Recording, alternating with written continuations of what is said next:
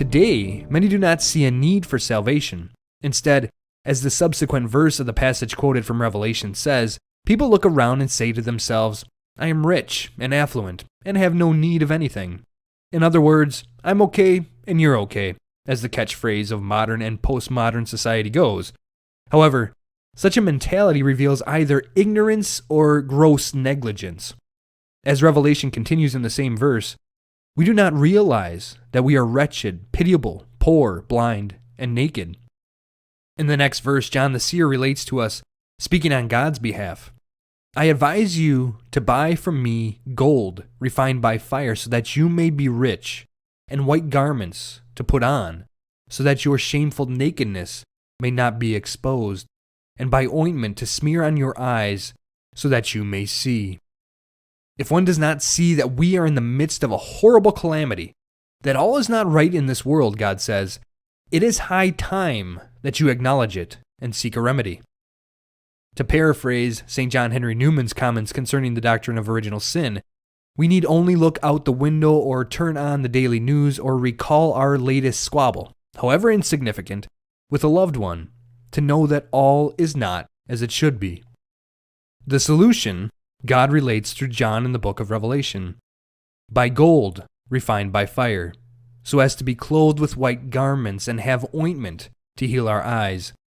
Gold refined by fire is an echo of chapter 1 verse 7 of the first epistle of Peter, where the saint describes genuine faith, authentic trust in God as more precious than gold that is perishable even though tested by fire.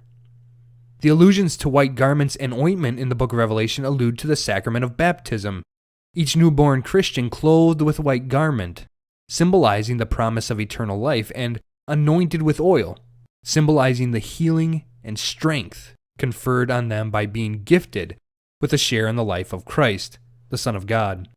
It is this new life of faith that the second Sunday of Easter, which is the conclusion of the octave of Easter, celebrates in an especially intense and unique way. Quite often, the Church uses the concluding day within a liturgical octave celebration to put an exclamation point on the extended celebration.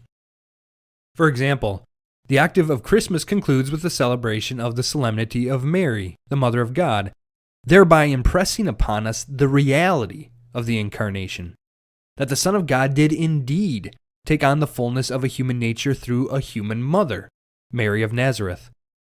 Today, on the second Sunday of Easter, since the year 2000, the Church celebrates Divine Mercy Sunday, in order to impress upon us that all we have just experienced in the Paschal Mystery of the Son of God incarnate is the consequence of God's loving mercy.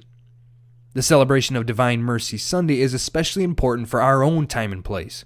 For this celebration, as noted by the late great Joseph Ratzinger in his final work, published posthumously, What is Christianity?, must serve as the point of departure for how Christians think and speak about salvation today.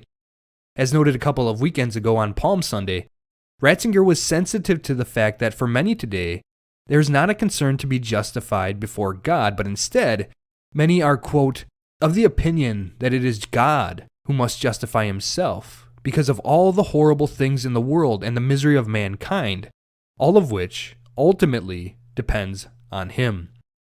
On that occasion, Ratzinger's insight was used as a launching point for discussing divine responsibility. The fact that, in a manner similar to a loving parent, God has freely and lovingly taken on responsibility for his creatures' reckless use of freedom. For, through the Paschal Mystery of the Incarnate Son, God has repaired what human sin broke, humanity's relationship with God, something that neither any single human creature nor the entire human family could do of its own volition.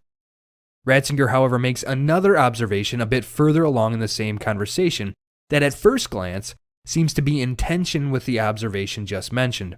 He writes, however, in my opinion, there continues to exist in another way the perception that we are in need of grace and forgiveness. For me, a sign of the times is the fact that the notion of God's mercy should be more and more central and dominant, starting with Sister Faustina, whose visions in various ways deeply reflect the image of God held by people today and their desire for divine goodness. Ratzinger continues that this implicit acknowledgement of imperfection and the desire for God's goodness reveals that under a veneer of self-assuredness and self-righteousness, mankind today hides a deep awareness of its wounds and unworthiness before God. Mankind is waiting for mercy.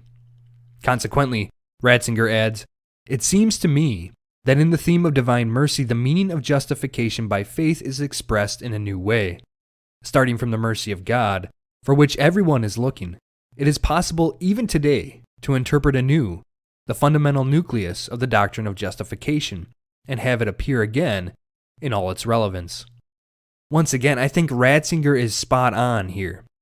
For just as you can hear people continually question our need for salvation and charge God with the responsibility for all the evil with the world, there are telltale signs that deep down we understand all is not well with us. That despite what the world tells us, I'm not okay and you're not okay. We're a mess. For myself, the best sign of this is how many people attend Mass on Ash Wednesday. In a world filled with the vices of decadence and overindulgence, a non-obligatory Mass in the middle of the work week, celebrating the beginning of a penitential season, fills the pews. This is a sign of hope. For the people who sense and express their recognition of brokenness individually and our brokenness as a human family, and for the many more who do not, the Church must continually utter a message of divine mercy.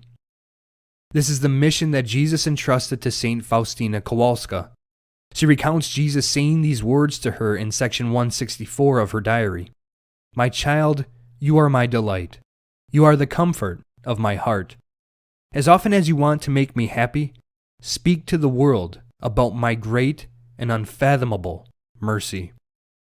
The Church speaks to the world of God's great and unfathomable mercy today by celebrating this great feast.